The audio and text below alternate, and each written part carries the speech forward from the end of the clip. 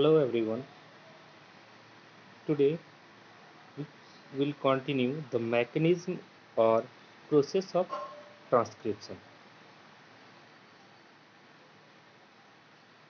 In prokaryotic and eukaryotic cell, both have lots of similar process in transcription. Prokaryotic और eukaryotic में काफ़ी हद तक सिमिलर प्रोसेस है, लेकिन यूकैरियोटिक एडवांस सेल होते हैं। इनके चलते इनमें कुछ एक्स्ट्रा फंक्शन भी होते हैं जो हम लोग डिस्कस करेंगे। लास्ट डे हम लोग बात किए थे प्रोमोटर, स्ट्रक्चरल जीन और टर्मिनेटर का।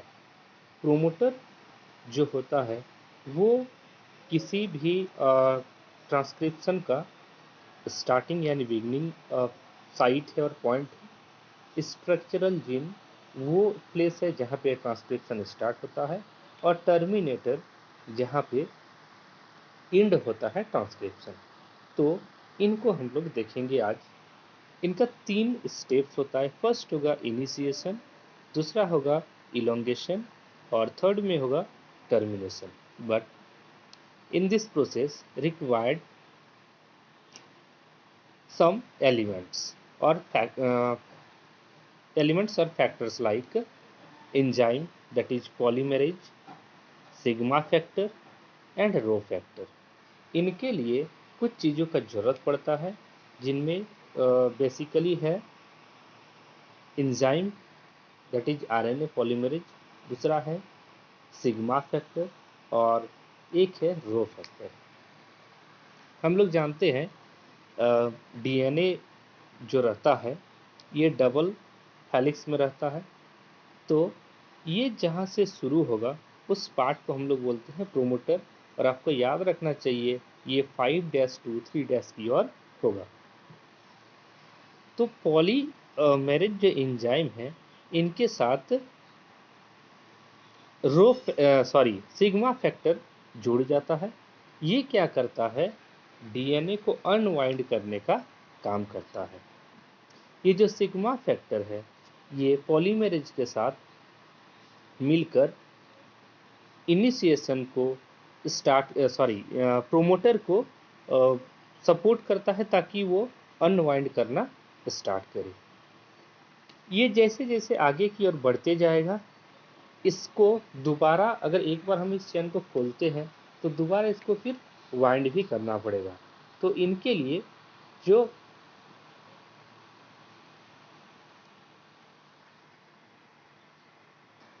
प्रोसेस होता है उसे इलोंगेशन बोलते हैं। और ये रिवाइंड करने के साथ साथ ये जो आरएनए का जो लेंथ भी होता है ये बनता जाता है, क्योंकि इसमें पॉलीन्यूक्लियोटाइड ऐड होते जाता है। लास्ट जो स्टेप है, अगर हम इस सेकंड वाले इलोंगेशन में देखें तो एक थ्रेड लाइक स्ट्रक्चर निकला हुआ है, ये है आरएनए। ये धीरे धीरे बढ़ेगा टर्मिनेटर की ओर यानी एंड की ओर, और इस प्रोसेस को हम लोग बोलेंगे टर्मिनेशन। इसमें क्या होता है कि आरएनए पॉलीमरेज को और जो सिग्मा फैक्टर है इन दोनों को रो फैक्टर हटाने का काम करता है।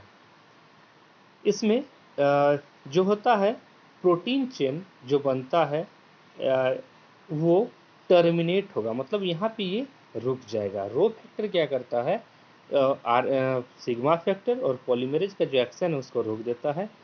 और अगर हम लोग स्टार्टिंग में देखें तो सिग्मा फैक्टर क्या करता है, ये प्रोमोटर को आगे बढ़ाने मतलब स्टार्ट करने का काम करता है। अगर हम लोग ऐसे सोचे, सिग्मा फैक्टर स्टार्ट करता है और रो फैक्टर रोकने का काम करता है, और बीच का जो प्रोसेस है जो आरएनए का फॉर्मेशन मतलब उनका जो बनाने का प्रोसेस है यानी उनका जो लेंथ को बढ़ाने का प्रोसेस है उसको हम लोग बोलते हैं इलोंगेशन। ये तो नॉर्मल प्रोसेस हो गया प्रोकैरियोटिक का और यूकैरियोटिक दोनों में। बट इसी के साथ जब हम लोग ये तो प्रोकैरियोटिक का हम लोग देखें, और एक बात याद रखने वाला है कि जो प्रोकैरियोटिक में ट्रांसक्रिप्शन होता है ये साइटोप्लाज्म में होता है। और जो सेकेंड इम्पॉर्टेंट टर्म है कि प्रोकैरियोटिक के लिए हम लोग को नॉर्मली आरएनए पॉलीमरेज का जरूरत पड़ता है। जब हम लोग देखेंगे यूकैरियोटिक में, तो यूकैरियोटिक में कुछ एक्स्ट्रा चीज़ें होता है। ये एक्स्ट्रा चीज़ें जो होता है वो हम लोग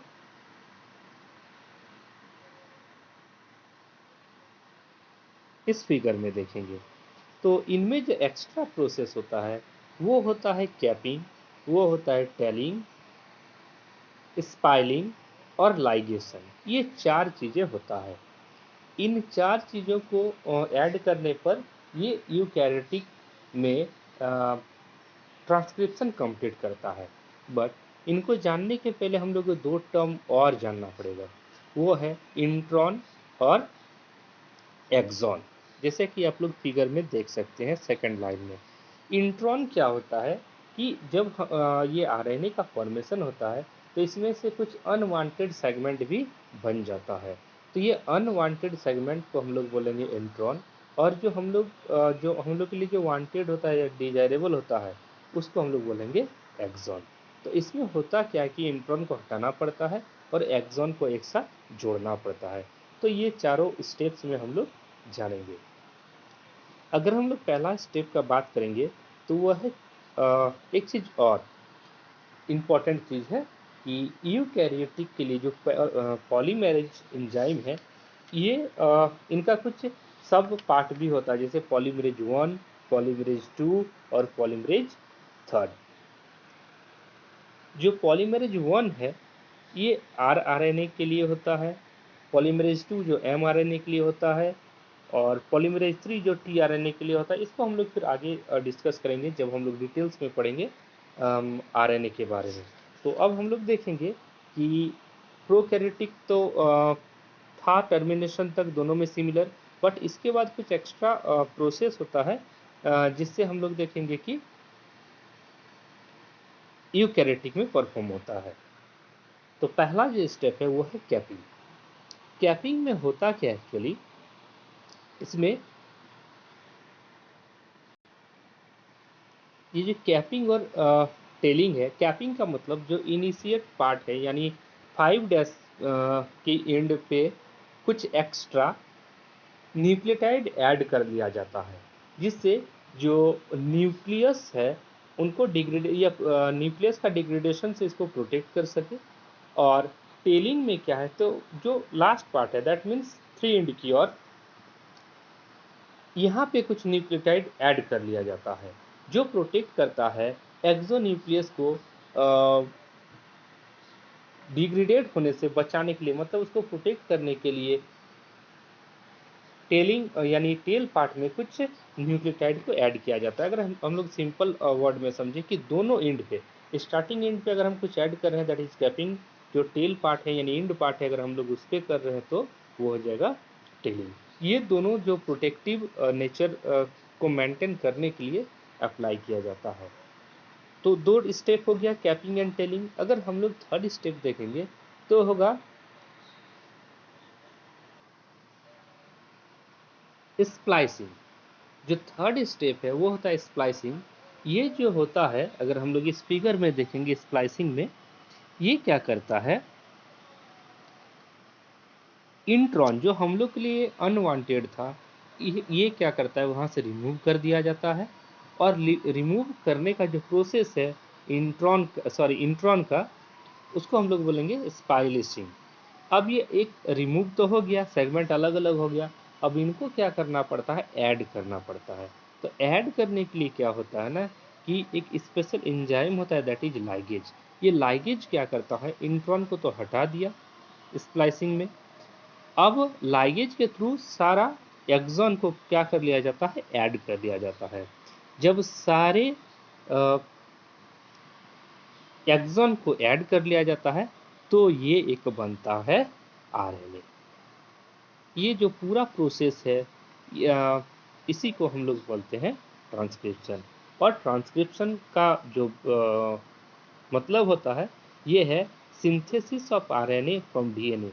डीएनए से जो आरएनए का फॉर्मेशन होता है इसी को हम लोग बोलते हैं ट्रांसक्रिप्शन। तो अल्टीमेटली हम लोग को इलोंगेशन सॉरी इनिशिएशन, इलोंगेशन और टर्मिनेशन के बाद हम लोग का इंट्रॉन को हटाया जाता है और एक्सॉन को ऐड कर लिया जाता है। इस तरह हम लोग का बनता है आरएनए। इस प्रोसेस को हम लोग बोलते हैं ट्रांसक्रिप्शन।